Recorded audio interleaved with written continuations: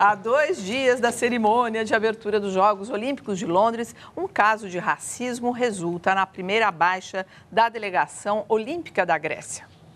A atleta grega do salto triplo, Voula Paraksev Papakristou, de 23 anos, deu adeus aos Jogos Olímpicos de 2012, depois que postou em seu perfil do Twitter o seguinte comentário, abre aspas, com tantos africanos na Grécia, os mosquitos que vêm do oeste do Nilo, pelo menos vão comer comida caseira, fecha aspas. O Comitê Olímpico grego considerou o texto racista e resumiu o fato como falta de espírito olímpico. A atleta até tentou arrumar a situação, utilizou o Facebook para pedir desculpas, afirmando ter sido uma piada de péssimo gosto. Mas de nada adiantou.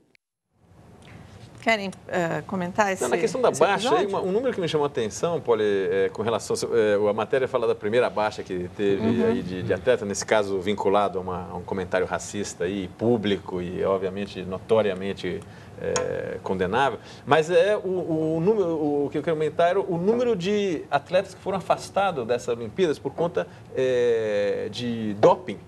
É um número absolutamente expressivo, que não é agora, esse afastamento ocorreu ao longo desse ano, no período de treinamento, e que foram sendo feitos testes. É um número expressivo, se não me engano, foram 700 e poucos atletas.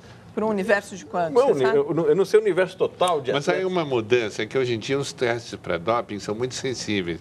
Então, um atleta que tenha tomado meses um remédio para emagrecer, para tirar uma dor no joelho, por exemplo, acaba não passando no antidoping. Em razão dessa sensibilidade que existe, né? Exatamente.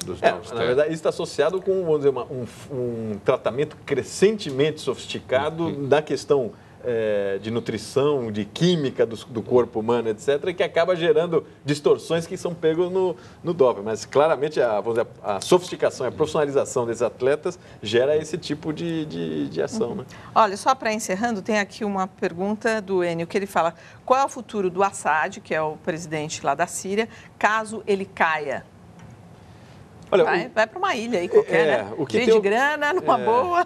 O que tem ocorrido com a parte dos governantes que são depostos nesses países e ocorre nos outros também, em geral, um exílio negociado tempos antes com algum apoiador, algum país apoiador, e poucos são aqueles casos onde o governante ele é preso e julgado pelo novo governo. Isso ocorreu no caso do Egito, isso ocorreu... No Mubarak, né? No Mubarak, mas a regra, se o sujeito entendeu exatamente a situação dele, ele tenta negociar um exílio antes e acaba sendo a regra, não só no caso agora da Primavera Árabe, mas em geral em outros regimes. Ou seja, também no campo internacional predomina a impunidade.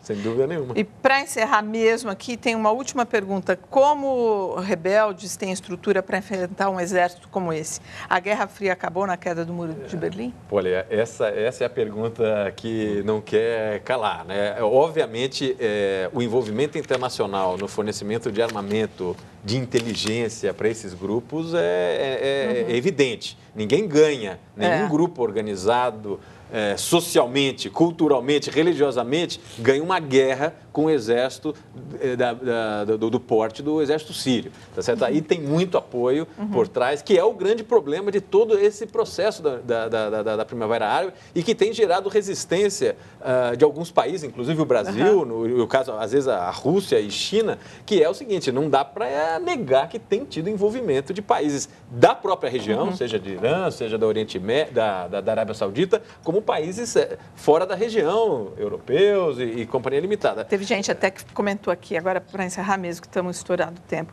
que vai pegar mal para o governo brasileiro abandonar essa,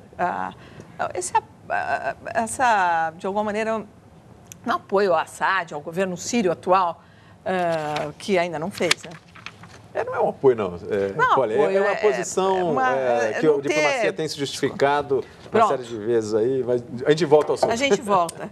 O nosso Boa Noite de hoje vai para o defensor dos direitos humanos, o juiz espanhol Baltasar Garzón.